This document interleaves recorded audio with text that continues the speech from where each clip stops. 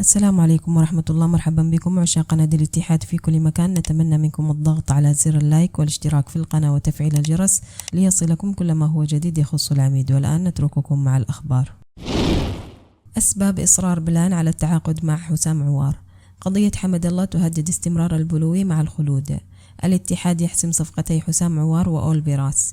الاتحاد يرفع عرضه لضم موسى ديابي.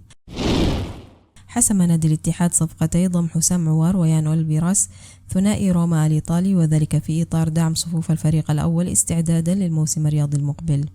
وأشار موقع فوت ميركاتو الفرنسي إلى أن نادي الاتحاد توصل الاتفاق مع روما بشأن انتقال حسام عوار ويان أولفيراس، على أن يحصل النادي الإيطالي على شيك بقيمة 15 مليون يورو ومكافآت لكلا اللاعبين.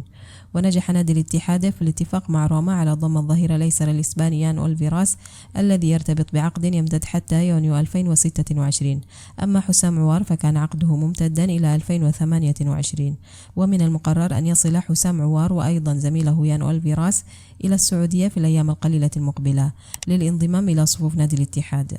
وكان نادي الاتحاد قد تعاقد مؤخرا مع المدرب الفرنسي لوران بلان ليتولى مهمة قيادة الفريق الأول لكرة القدم بالموسم المقبل خلفا للأرجنتيني مارسيلو جاياردو. ويعد حسام عوار وأولفيراس أولى تعاقدات نادي الاتحاد الأجنبية في عهد المدرب لوران بلان لدعم صفوف الفريق استعدادا للموسم المقبل. وأصر لوران بلان مدرب نادي الاتحاد الجديد على التعاقد مع عوار لعدة أسباب، وهي صغره في العمر، قابل للتطوير، ذكي في الملعب، يجيد السيطرة على الكرة، صانع ألعاب مميز جدا. ومن ناحية أخرى يتمسك مسؤولو نادي الاتحاد بالتعاقد مع موسى ديابي جناح أستون فيلا الإنجليزي خلال فترة الانتقالات الصيفية الجارية. وبحسب ما ذكره الصحفي رودي جاليتي عبر حسابه على منصة إكس للتواصل الاجتماعي، فإن نادي الاتحاد رفع عرضه من أجل ضم موسى ديابي مقابل 65 مليون دولار على أقساط، حيث أن القسط الأول سيكون بحوالي 25 مليون دولار. وأشار الصحفي الإيطالي إلى أن نادي الاتحاد عرض على موسى ديابي عقد طويل الأمد مقابل راتب سنوي يقدر ب 12 مليون دولار. وشدد الصحفي على أن الاتحاد وأستون فيلا في مفاوضات دائمة من أجل التوصل إلى اتفاق بشأن انتقال موسى ديابي.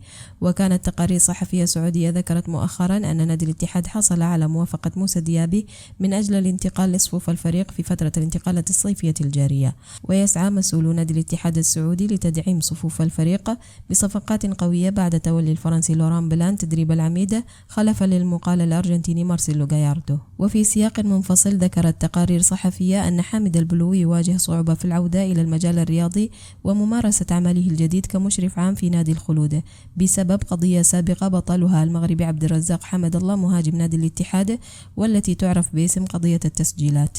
ووفقا لما أوردته صحيفة الرياضية السعودية، فإن عقوبة قضية التسجيلات الشهيرة قد تعيق عودة البلوي إلى القطاع الرياضي مجددا بسبب عدم سداده مبلغ الغرامة المالية المفروضة عليه في أحكام القضية نفسها البالغ 300 ألف ريال. وأشارت الصحيفة السعودية إلى أن اتحاد الكرة رد على هذا الأمر مؤكدا بأن لجنة الانضباط والأخلاق تتخذ الإجراءات النظامية التي تضمن تنفيذ القرارات القضائية، والتي من بينها تسديد الغرامات المالية. وتتواصل الانضباط مع المنفذ ضدهم في هذا الإطار لتنفيذ قرارات لائحة الانضباط، ولا يتم وفق النظام إظهار أي معلومات رسمية حول أي مخاطبات. وأوضحت الصحيفة السعودية أن حامد البلوي مدير الكرة السابق بنادي الاتحاد قد بدأ بالفعل ممارسة مهام محدودة في وظيفته الجديدة بنادي الخلود الصاعد حديثا عبر تقنيات العمل عن بعد.